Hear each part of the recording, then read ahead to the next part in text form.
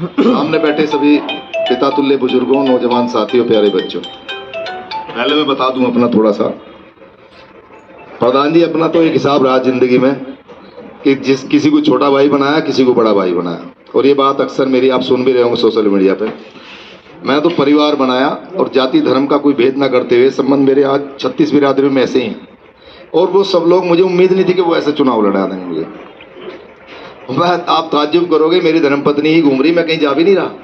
मैं तो लोगों से ऐसे ही मिल रहा हूँ जो लोग, भाई किसी के यहाँ में बहुत ऐसे लोग हैं जो मैं उनसे फोन भी नहीं कर पाया और वो चुनाव लड़ा रहे हैं, मुझे पता ही नहीं। ये ताज्जुब की बात है, ये ईश्वर की कृपा है। सच्चे मन से, सच्ची उससे मैं आत्माओं से कह रहा हूँ आपसे कि कभी मैं दिमाग से संबंध नहीं किससे बनाता, इससे मुझे फायदा लेना, केवल दिल से जो मुझे अच्छा लगता है, उससे मुझे प्रेम होता है, मैं उससे संबंध बना लेता हूँ।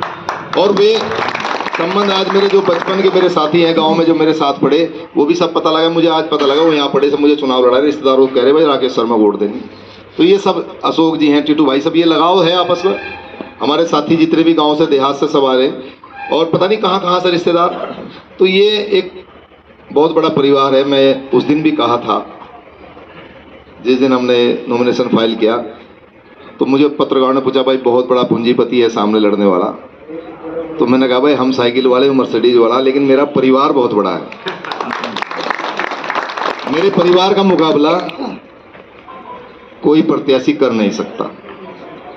संस्कारों की बात होती है, भाई का टिकट होने पर जो आदमी अपने भाई की पार्टी छोड़ के दूसरी पार्टी में चला जा, सगे भाई की, तो इससे और बताने की जरूरत नहीं है। आदरणीय चितरंजन जी हमारे बहुत सम्मानित, मैंने बहुत उन्हें सम्मान दिया हमेशा, बहुत अच्छे आदमी थे, सब उनका सम्मान करते। उनकी फोटो भी वो कार्यालय में ही, और वहाँ बेचारे ऐसे ही चल रहा काम लगा भी नहीं पा रहे थे कि ये उनकी आत्मा भी दुख रही होगी इससे। जिस आदमी ने सारी जिंदगी, जिस परिवार ने सारी जिंदगी सेकुलर पॉलिटिक्स की हो, और वो आज ऐसी पार्टी में चला जाए, अब ये ज़्यादा दिन चलने वाला है भी नहीं काम। अभी दर्शनपाल जी बोल रहे थे मोस्ट बैकवर्ड लौट रहा है, ये सच्चाई है, ये सच्चाई है। और ये सच्चाई अभी चुनाव के बाद पता लग जाएगी, खतौली में पता लग गई। और ये गठबंधन इतना मजबूत है, बहुत मजबूत गठबंधन है। आदरणीय अखिलेश जी, आदरणीय जैन जी, आदरणीय चंद्रशेखर जी का इतना मजबूत गठबंधन है। ये गठबंधन अभी खतौली में चुनाव हुआ, आपने देखा क्या हुआ वहाँ। वो एक बताते हैं कि भाई बहुत मजबूत सीट है भारतीय जनता पार्टी की, क्या हुआ, बहुत बुरी तरह से चुनाव हारे। और आज वही स्थिति, अब मैं नहीं कह रहा, मुझे घमंड की कोई बात नहीं, लोग कह रहे हैं। मेरी आदत नहीं है कोई ज़्यादा बड़ी बात करने की, जीवन में नहीं किया कभी घमंड, ना कभी करूँगा। मैं तो इतनी अपील आपसे करता हूँ, मेरी धर्मपत्नी इस चुनाव में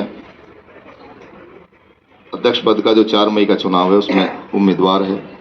गठबंधन के 3 नेताओं का आशीर्वाद प्राप्त है। छोटा भाई सुंदर और वो मुकेश प्रधान जी चले गए यहाँ से, ये दोनों उम्मीदवार हैं। दोनों वार्ड हैं, एक वार्ड 1, ये वार्ड 2 है। ये तो आपका ही वार्ड है ना? साइकिल चुनाव चिन्ह, आप लोग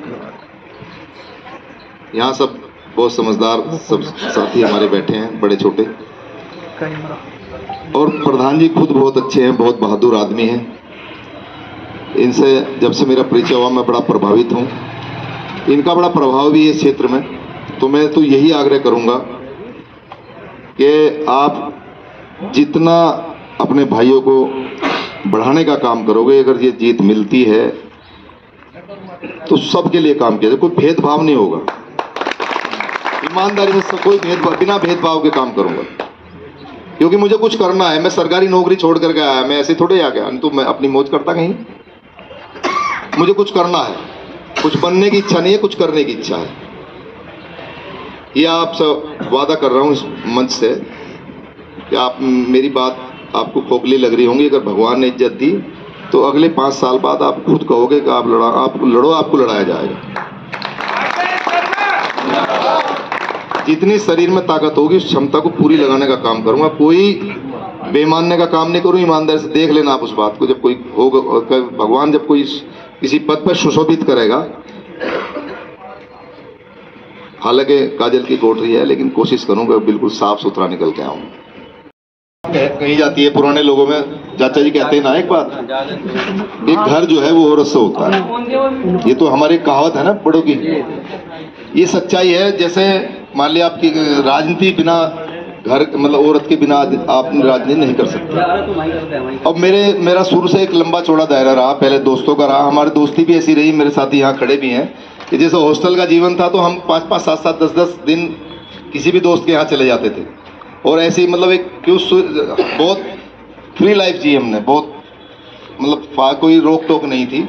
लेकिन जिंदगी में ये भी है कि कोई पान बीड़ी सिगरेट शराब का कोई ऐप नहीं पाला हमने, कोई आज तक उंगली उठाने का काम नहीं किया। तो मैं धर्मपत्नी के बारे में बता रहा कि हो सकता है कि वो इतनी सेवा लोगों की उसने, कभी किचन से बाहर नहीं रहती थी, जो भी जितना भी लोग आए खाना चाय सुबह शाम तक पता लगा 100 आदमियों की बना दी, 200 की बना दी, कभी कभी तो इतनी भीड़ लगती है। तो हो सकता है भगवान को पहले उसी पे दया आई। अब ये भाई महिला सीट होगी, मैंने कहा चलो, हालांकि एक बार तो उसने मुझे मना किया कि भाई मेरे बस का नहीं कहीं जाना। मैंने कहा भाई तो करना पड़ेगा, अब 5 साल बाद पता लगा फिर कुछ और हो गया, कहीं और चली गई तो हम क्या करेंगे, मतलब कुछ तो करना ही पड़ेगा, तो लड़ो, हिम्मत करनी पड़ेगी। तो भगवान शक्ति दे रहा, देवी माँ का प्रताप है, सब ठीक चल रहा है। मैं कह रहा हूँ कि उसने जो सेवा की है, हम तो बैठ जाओ इतनी चाय बना दो इतना खाना बना दो, ये तो आप भी महसूस करते हो जो लोग यहाँ हैं। बिल्कुल सर। तो ये भगवान की कृपा है। धन्यवाद।